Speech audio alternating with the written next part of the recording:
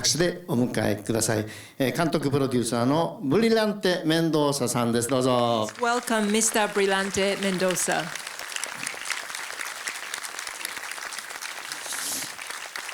映画祭から花束が届いているということですね。We've got a bouquet はい。 for Mr. Mendoza. どうぞお受け取りください。 Yes, if you could receive that はい。 from でカメラ OK だ our そうですのでね、 assistant. よろしかったら遠慮なく撮っていただきたい And と。 feel free to take pictures during this Q&A session. はい、ありがとうございます。さあ、それではどうぞおかけになっていただいて、じゃあこちらに置いとくからいいですね。はい。大丈夫ですね。ここ置いていきましょう。ね。それでは引き続きまして、Q&A 始めさせていただきますけれども、まず一つだけね、我々この島の名前ミンダナオよく聞くんですけど、あんまりね知らない人が多いと思うんですが、イスラムについてよくわかるんですが、ミンダナオ島ではイスラムの人っていうのはどのくらいいるのか、それからフィリピン全体ではどういう位置なのかということをちょっと聞いてください。まず。So, Direct Mendoza, just as an introduction, so we do know of the name Mindanao, but I suppose we're not so familiar, especially the makeup of the sort of how do you say, breakdown of religion. So we understand the protagonists are Muslim. So would you like to maybe tell us a little bit about, say, what percentage of Muslims are there on the island, and also the Philippines as a whole? Well, basically, the Philippines is generally a Christian country, so we're 100% Christian Catholic.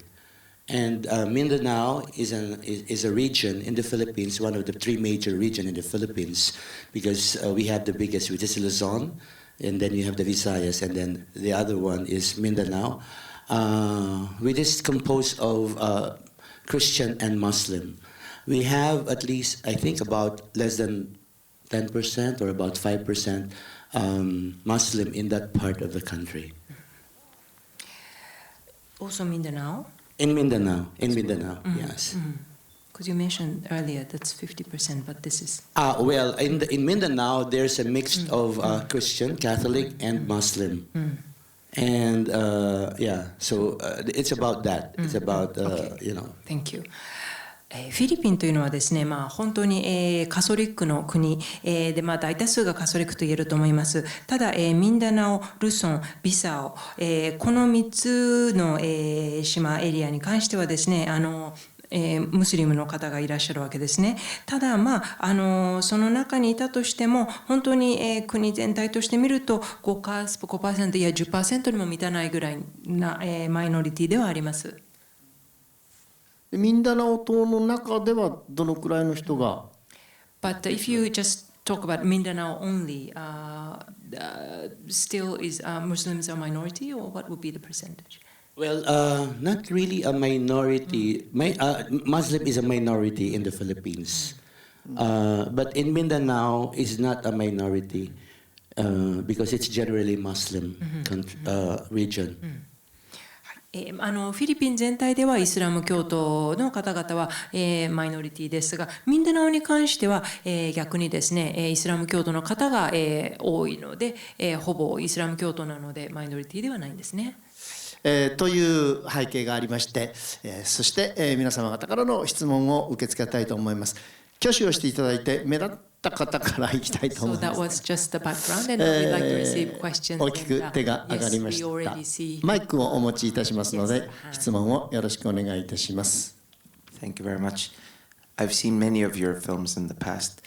I thought, well, that was brighter in a way in terms of colors compared to many of your films that I've seen, and darker in terms of the feeling that it left me with. I saw the president's office supported that. How did they support it? What's their point in supporting it? This is a region in the country where people of different tribes are killing each other. What's the point of the president supporting a film like this? Well, it's just not a little bit Maybe I'd like to translate the Please. question. 監督の作品はですね、今までもたくさん拝見しています。で、この作品に関して思ったことは、色ですね、色調がとても、カラフルで明るい。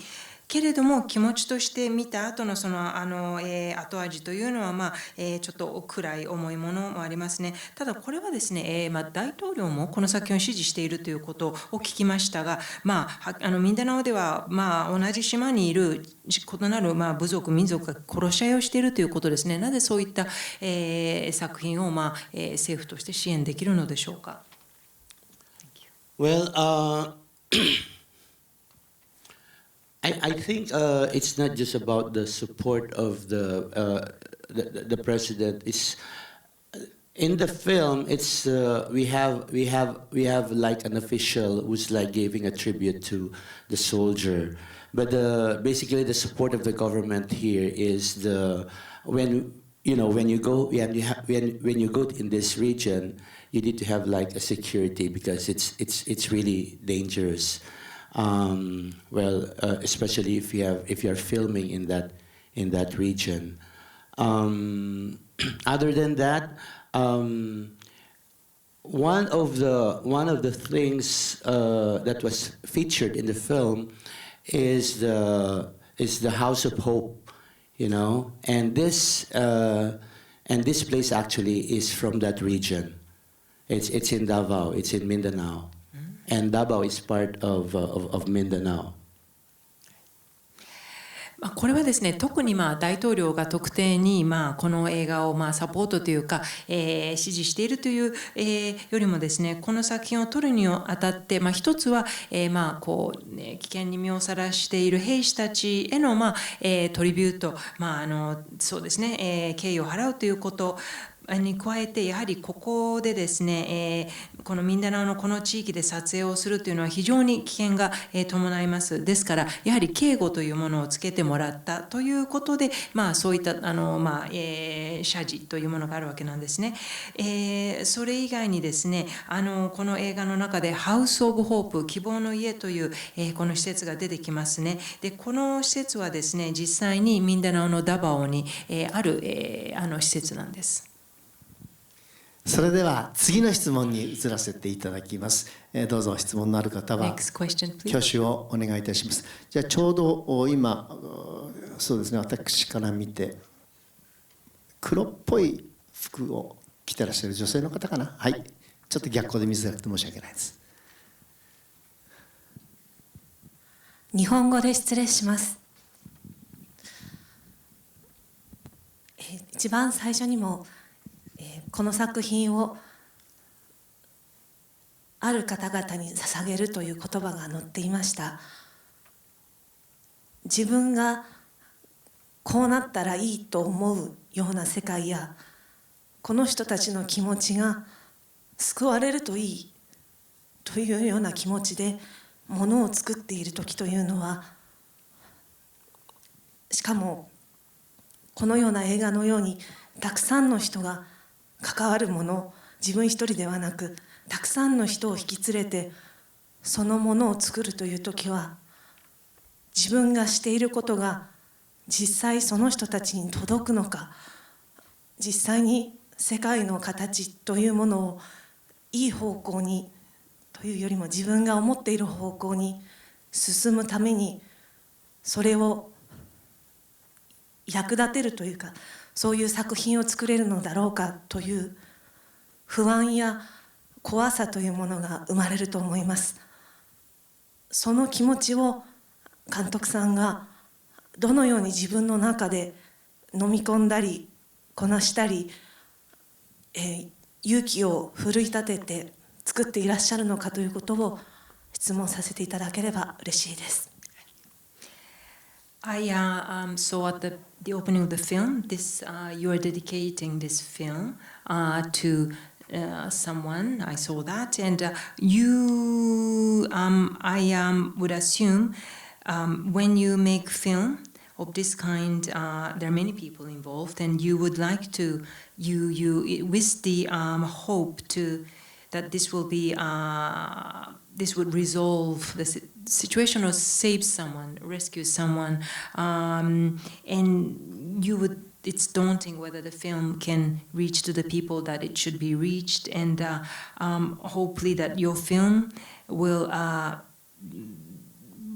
can contribute to the betterment of the situation. It must comes with maybe fear, and how do you digest all these complex feelings and with courage? And what I'd like to ask is what are really with what kind of how do you say empower your own self to pursue and to keep making to complete a film of this kind?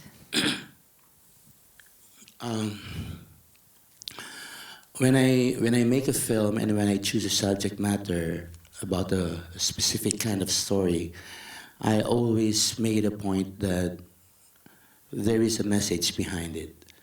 I am just a storyteller, I'm just a filmmaker. I don't have the power to change the world.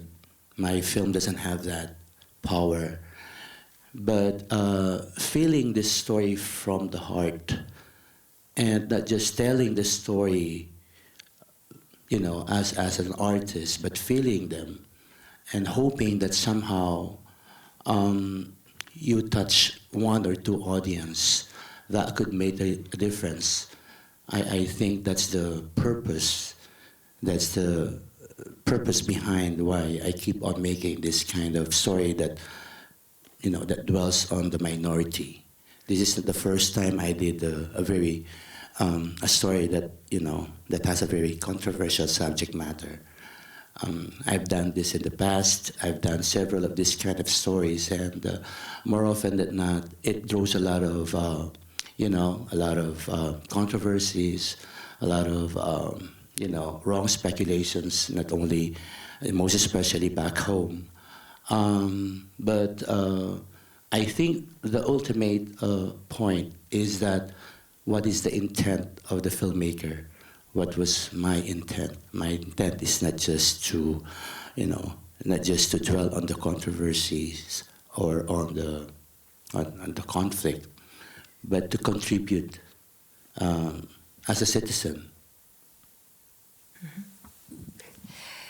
私が何か映画のテーマを選ぶとき、特定のもの、の場合はですね、やはりメッセージを込めています。私はストーリーを伝えるもの、映画作家として、世界を変える力というのは持っていません。でもそのストーリーをですね、伝える際に、アーティストとしてけれども心を込めて、気持ちを入れることによって、願わくば一人でも二人でも、ご覧いただいて方の金銭に触れて、そこから何か動かす、そういったことができるのであれば、そういう気持ちで作っています。そして、ですからマイノリティの人にですね、光を当てて、そういったストーリーを描きたい、と思っているんですね。ただそういったですね、テーマの場合は物議を醸したり、いろいろとですね、ちょっと横やりが入ったりっていうことがあるわけなんですね。何か私の別の思惑があるのではないかと、そういった詮索をされたりといったようなこともありますが、究極的に私が何をしたいかというと、そういった何か、物議を醸して何かですね、そこからなんて言うんでしょう、何かをなんて言うんでしょうね、ただ単にそういった騒ぎを起こしたいということではなくて、私がこの映画を作ることによって、一、フィリピンの市民として何か貢献ができたらという気持ちからです。いいお話でしたね。それでは次の質問に移らせていただきます。こちらの前の方の2列目中央になります。マイクを後ろからお渡しするような形になるかな。こちらです。はい。母親と少女の描写がとても感動的で、また女の子がとても自然な演技で、自然な演技の関係性っていうのはもしかしたら本当の母子なのかなとも思ったんですけれども、母子を演出する上での、どういう形で素晴らしい演技を引き出したのか教えてもらえますでしょうか。The mother and daughter relationship, very moving, and I was touched, especially Aisha, the girl, and because they're so natural and has this connection together. I actually thought that perhaps they are real mother and daughter. How did you bring out this very natural, feel? Well, first of all, the actress says I think she has three children, and the young girl actually, of course, she's not professional. I think this is her first feature. She's only 4 years old, and with kids, you don't really give direction. I mean, you don't really direct them. You just capture the moments, you know. And I think it's also important for them to have bonding together.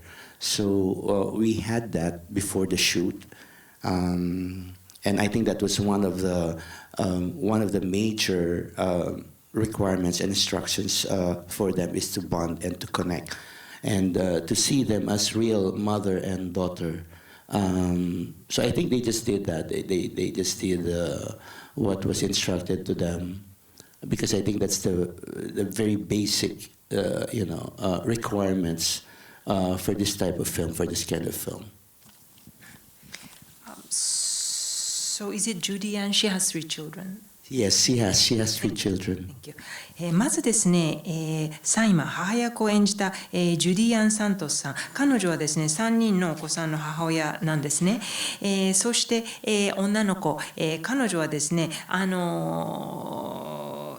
they're not related, are they? She's the youngest one. Opa, Judy? The one girl played Isa. No, that's not true, is it?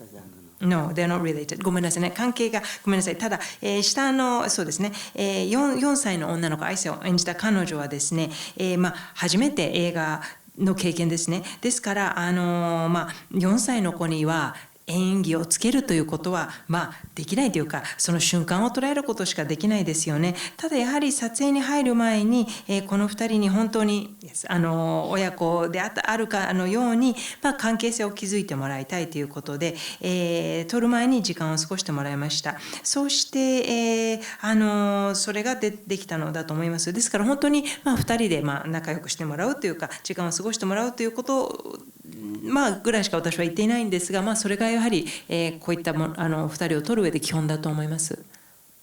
女の子の喋ってた言葉はあれはセリフなんですか？ So the girl played Aisha. So those are the lines she was given, or Well, some of them we give them the lines, but not. I think the rest she just did it by herself. そうですね。セリフも、話してはいますね。けれども結構自分で好きなようにも話しています。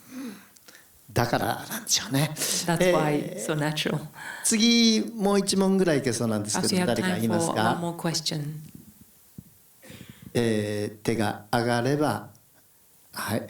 じゃあ一番前列の方にね、後ろの方の方もねいろいろ探したんですけども、ちょっとやっぱり前列が目立ってしまいますので、一言ご挨拶。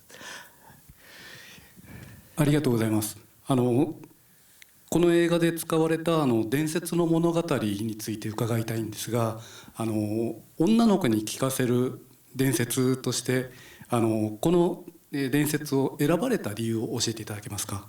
So there is this legend that just juxtaposing a story progress, and so why you chose this particular, say, folk tale as something, as a bedtime sort of story to a little girl? Well, of course, there's I think it's clear that the dragons were like a symbol of, of terror and of fear, especially in that region where in Mindanao, actually, there has been a conflict going on there for several, many years now. So, and I think in the opening it was also very clear that, you have this dragon who's been, who's been in that region. They kill people, they eat people. So it's like a metaphor. It's like a metaphor of the bigger story. そうですね、これはドラゴン、竜がね出てきますが、この、ドラゴンは何を象徴するかというと、やはり、恐怖、というものですよね。そして、何を物語っているかというと、この地域、ミンダナオでは長年内戦が、もう続いています。やはり、それを象徴しているわけですが、あとまた冒頭でも、この民族同士で、その同じ地域の民族で、殺し合いが行われているということの、比喩というものを込めました。童話というのは、ミンダナオでは有名な話なんですかね。So this legend is that something everybody knows in Mindanao. It's not really like everybody knows in the Mindanao, but when you say Raha and Sulaiman or Raja and Sulaiman, easily you connect it with Mindanao. 皆さん誰でも知っているということではないかもしれないけれども、ラージとスレイマンの、話といえば皆さんある程度認識はあるんではないかと思いますね。第32回東京国際映画祭、ミンダナオの Q&A 以上で終了です。どうもありがとうございました。皆さん最後までお付き合いありがとうございます。